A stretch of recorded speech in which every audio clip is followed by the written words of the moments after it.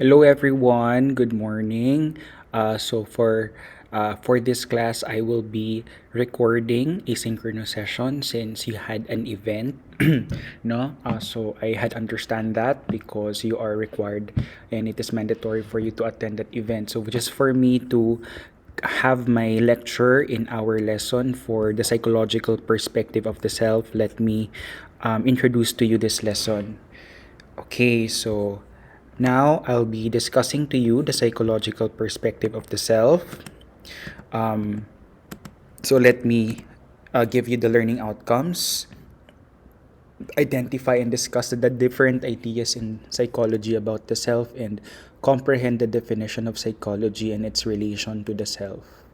So now the topics will be what is psychology, the concept of self in psychological perspective, the self and itself, conception of the self, and concept of the unified self. Okay, let's start our discussion. So, what is psychology? Psychology is derived from the Greek word psyche, which means mind and soul, or soul, and logos, which refers to the study. So, it could be translated as a scientific study of the mind and behavior. So, psychology is a science that studies a human person, a human mind. It tends to understand the personality of the individual. It allows us to understand also other people, why they behave that way, or what might be the reason why they're behaving in a certain way. Um, Now, going to the self is a reference by an individual to the same individual person. So that is for the self.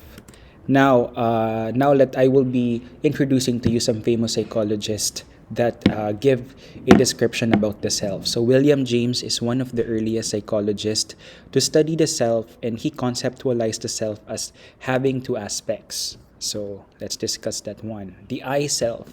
The self thought or the self knower. So I've discussed this, I guess, in the philosophical perspective. The subjective self, it refers to you in your own perspective. Example, I cried while watching the movie because I can relate. So it refers to you.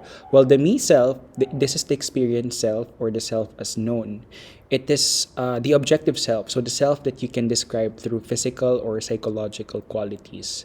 We could refer to it as more of, I am happy, I have a long hair. So kind of objective in its perspective. Okay?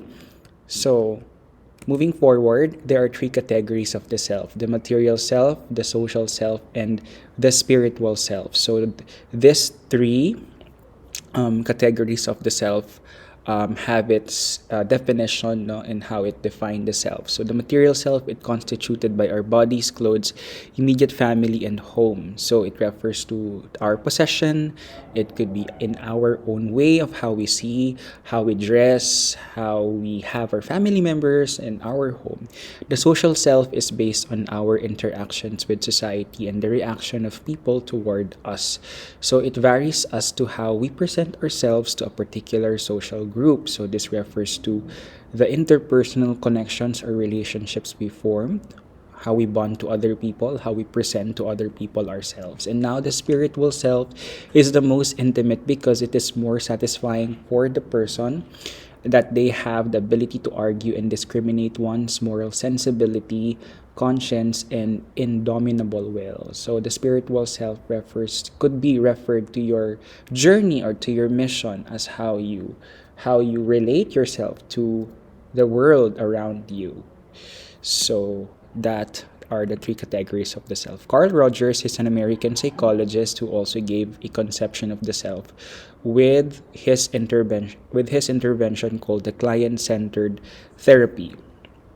Okay, so according to him, he believed that people must be fully honest with themselves and in order to have a personal discovery on oneself. So we have three distinctions here: the perceived self, this is your self worth, your self esteem, and how the person sees the self and how others sees them. The real self, on the other hand, refers to your self image and how the person really is in your self concept. And the ideal self is the self who you would like to be. So, yeah. So I hope that you have an understanding, no? Well, the real self and the ideal self are two different things. I know that the real self could be perceived by you or other people, it's good that we can ask other people as well. While the ideal self is the person that we want to become. So not necessarily automatically you are already on that state, no? So it's a process. Now I would be giving you a conception about what Sigmund Freud mentioned. So he mentioned that childhood experiences has a great impact. Your past experiences has a great impact to your personality. So he presented that the mind is divided into three connected but distinct parts.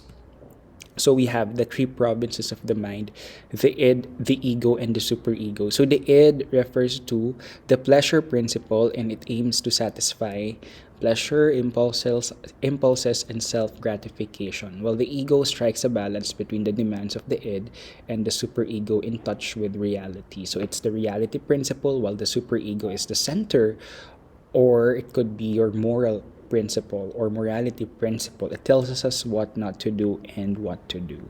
So basically, the ego balances the id and the superego. Okay? So, yan, yung example. Yung id, I want; ego, I will; and superego, I should, no, or I should not. So let's now go to Erik Erikson. So his theory was centered also on psychosocial development rather than psychosexual development. So for him, each stage in Erikson's theory builds on the preceding stages and paves the way for following periods of development. So for every stage, Erikson believed people experience a conflict which served as a turning point in the development of the person.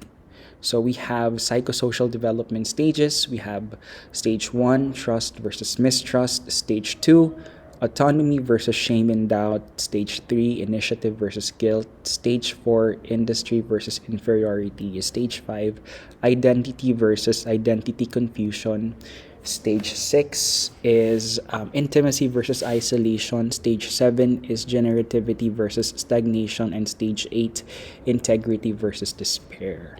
Okay?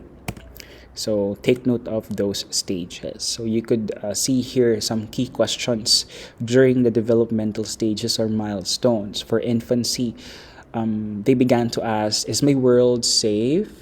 For early childhood, they also ask, can I do things by myself, or need I always rely on other people? For preschool stage, or they began to ask, am I good or bad? For school age, they began to ask, how can I be good? For adolescents, they began to ask, who am I and where am I going? And for young adulthood, they began to ask, am I loved and wanted? For middle adulthood, they will ask, will I provide something of real value? And for the elderly or the old age, they will ask, have I lived a full life? So take note of those important events as well. Okay, so for my reminders to you, please answer the formative assessments and the summative assessment for next week. So I'll be discussing the self in the Eastern and Western perspective. Okay, so take note of the assessments that you have to comply for your respective course in SS21. All right, so that will be all, and thank you so much.